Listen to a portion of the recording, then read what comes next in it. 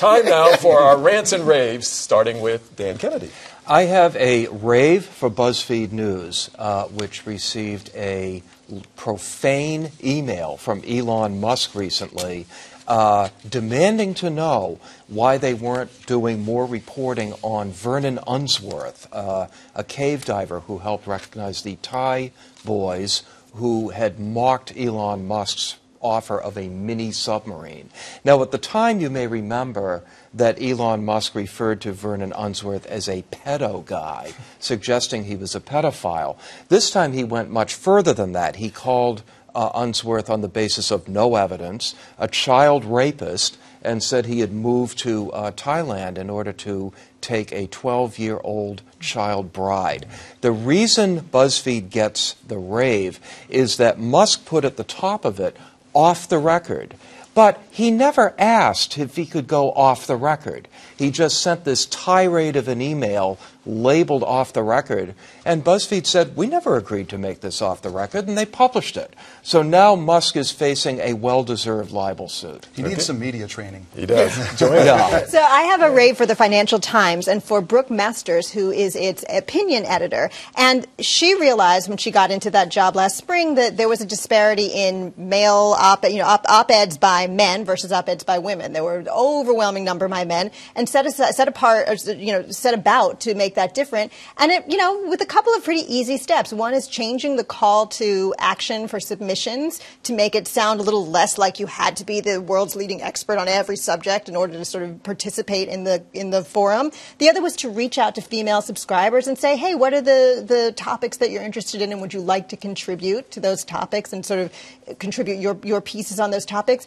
Turns out that they increased the number of op-eds by women. They also increased their page views. They've had some really interesting pieces that have gone really well, and it just goes to show with a little effort what you can do. Want to also note that the Globe, where I was an op-ed columnist for many years, has always had a really good record among newspapers in having a really great gender balance and a lot of female writers and columnists. Okay, very good. Callie.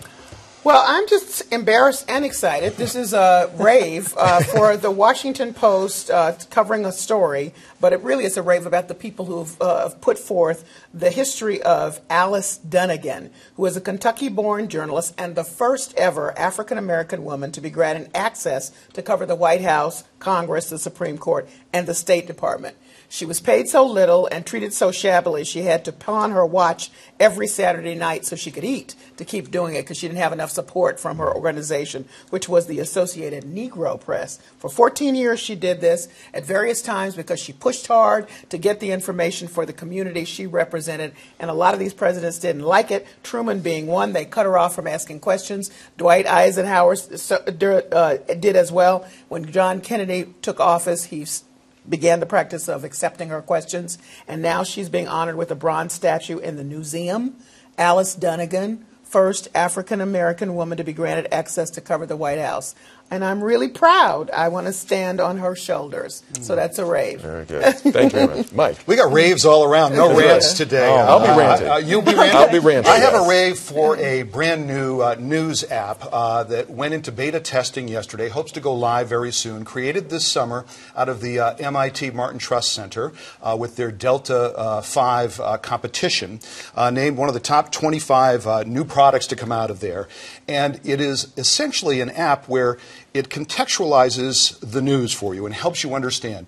Let's say you don't know much about Brett Kavanaugh. You click on the story, it'll give you information about Brett Kavanaugh. It'll give you information about the woman, about the confirmation process, all these things. And it was created by two women, one of them a brilliant young woman who wrote Twitter for Dummies and happened to be somebody I coached in softball when she was 12 years old. So it's a little bit of a plug for her. And what's it called? It's called, it's called Accio, A-C-C-I-Y-O. Okay. You can go to Accio.com to sign up for it. I signed up.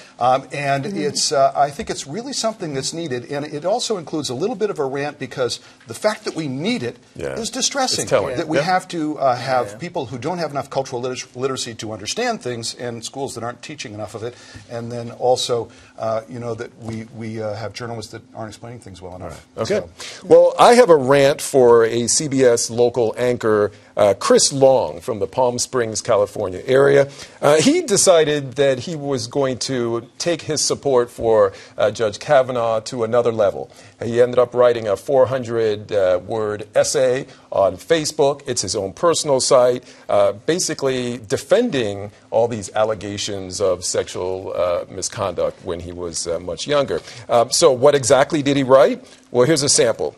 You are beyond dreaming if you think 17-year-old boys are not going to misbehave from time to time as they begin to attempt relationships with the opposite sex. Then he added, this is just the way we animals are made. Oh my So God. this is a news anchor, a local news anchor, writing about this on his Facebook, private Facebook page. Journalists, leave your politics off Facebook. Exactly, please. exactly. So he was pulled off the air. He pulled down his rant or rave or whatever it was he was doing at the time. Kudos for the station for acting very quickly, saying, look, we're about objective journalism, and that was not something that we support. Hate it when news anchors give news anchors a bad name. I do too. Please, someone educate people. Education. About sexual That's what we're doing here. harassment. That's what this is all about, education.